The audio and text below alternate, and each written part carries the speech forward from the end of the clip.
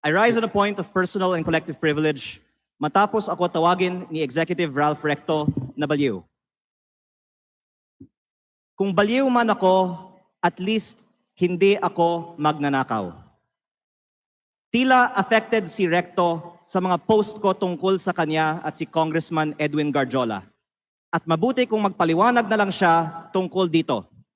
May kinakalat din siya sa social media na ako daw ay may utang sa DOE na 24 billion pesos. Ito po ay walang basihan at inimbento lamang upang tangkang pahinain ang mga binubunyag ko tungkol sa korupsyon sa ating gobyerno. At mas marami pa ang aking sasabihin sa ibang pagkakataon.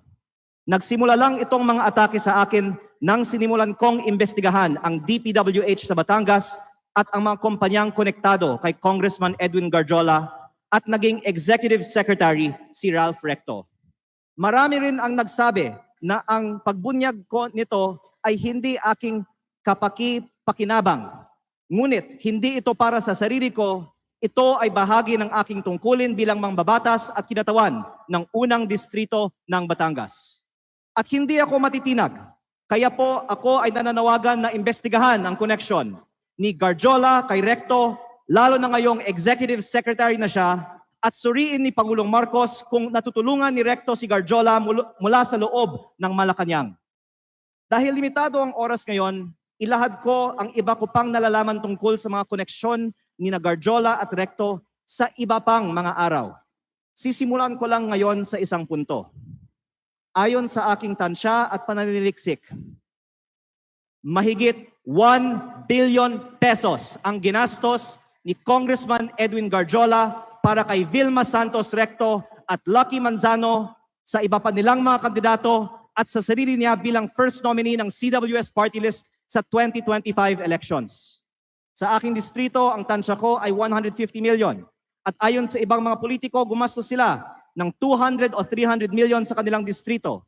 Kaya sa 6 na distrito ng Batangas, sinasabi ng iba na aabot ng 2 bilyon ang ginastos ni Recto at Garjola. Lalo't mas malaki pa ang ginastos sa Lipa. Pero hindi po ko bubuksan ang mga kinatawan ng Lipa sa aking pahayag na ito. Pero sabihin na lang natin na 1 billion pesos ang ginastos ni Recto at Garjola sa 2025 elections. Noong April 16, 2025 naman, inimbita ako ni Congressman Garjola na mag-dinner sa kanyang bahay sa Punta Fuego na Sugbo sa aking distrito kasama si Secretary Recto na makikita sa mga picture na ibinahagi ko sa Facebook para hingin aking tulong para kay Vilma at Lucky. Pagkatapos, umikot ako kasama si Cong Garjola at mga tauhan ng mga Recto sa iba't ibang bayan ng aking distrito upang i-endorse ko ang V-Lucky sa mga leaders ko. Pagkatapos ng mga meeting, nakatanggap ako ng reports na may ibinigay umano na cash para ikampanya si Vilma at Lucky na galing raw kay Congressman Garjola. Tila si Congressman Garjola ang gumagastos para sa kampanya ni V-Lucky. Batay sa aking mga nakita sa aking distrito, at sa mga pagpupulong at materyales kung saan ang nakalagay ay Vilma Santos Recto, Lucky Manzano at CWS party list. Ang ibang mga politiko sa Batangas ay pwede ding tumestigo na si Garjola ang gumagastos para sa mga Recto. Kahit pagkatapos ng eleksyon, ibinahagi ko din sa Facebook ang picture ng meeting ni Gov. Vilma at Secretary Ralph sa mga mayors ng Batangas sa Tagaytay Highlands noong August 15 na ayon sa mga dumalo ay hosted by Congressman Garjola. Kung mali ang aking impormasyon, narito naman ang ibang mga kinatawan ng Batangas at pwede nilang sagutin ngayong araw na ito ang aking mga pahayag.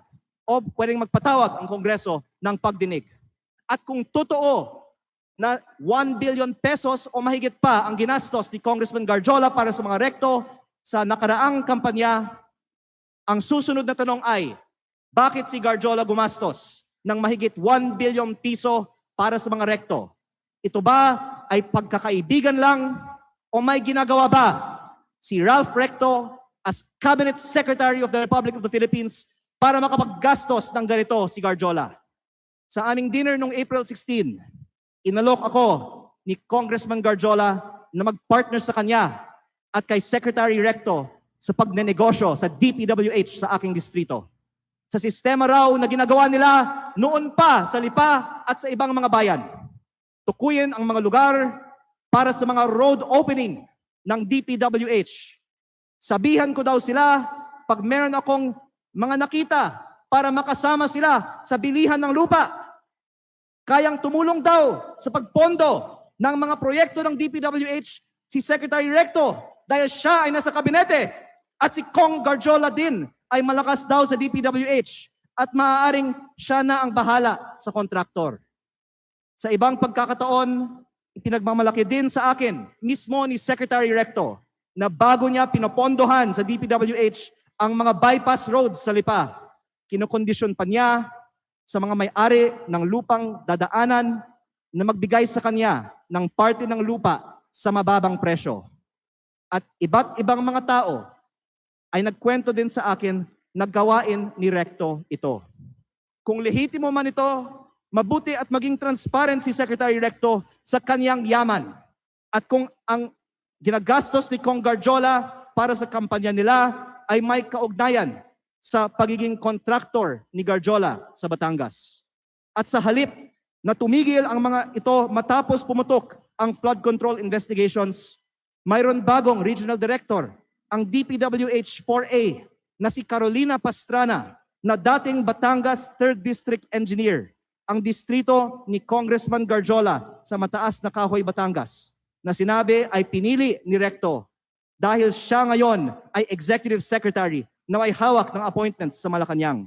Siguro naman hindi ito alam ni Pangulong Marcos, kaya inilalahad ko din ito ngayon sa Kongreso para makita ng lahat ang koneksyon ni Recto at ni Garjola at ang epekto nito para sa buong bansa. Tatalakayin ko pa sa ibang pagkakataon ang mga anomalya sa DPWH sa Batangas. Nalulungkot ako para kay Secretary Recto at Governor Vilma Santos dahil matagal na silang nasa politika na may mga pangalang inaalagaan. At ngayon pa lalabas ang mga isyong ito. Pero mas nalulungkot ako para sa Batangas at sa ating bayan dahil sa mga ginagawa ng mga pinakamataas na opisyal gamit ang pera ng bayan.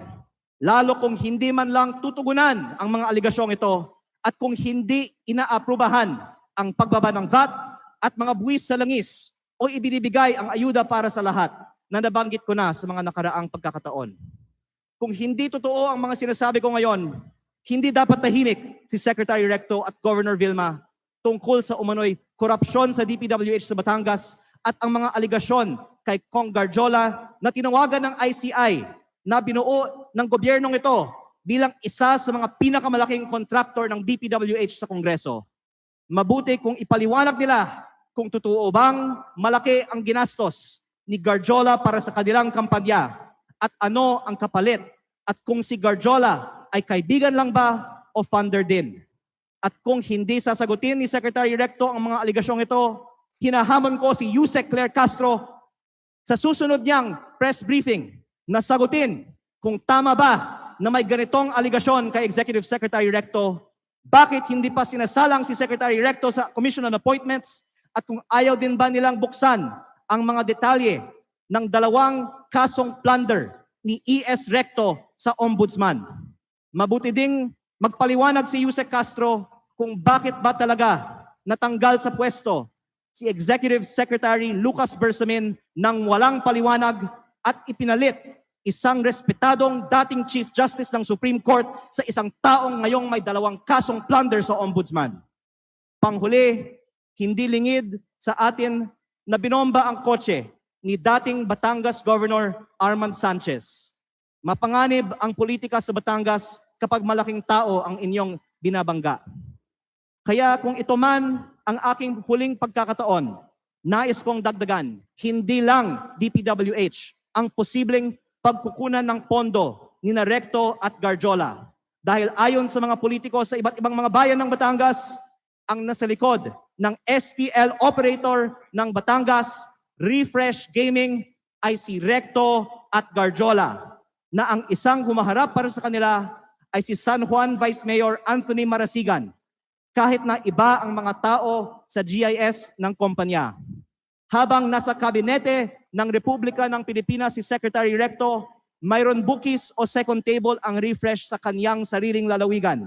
Kaya nananawagan din ako sa Kongreso na imbestigahan ang operations ng Refresh Gaming Corporation sa Batangas.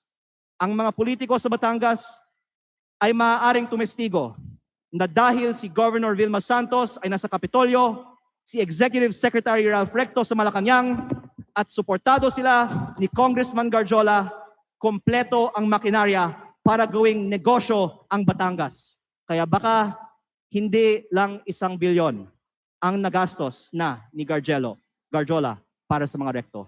Maraming salamat po.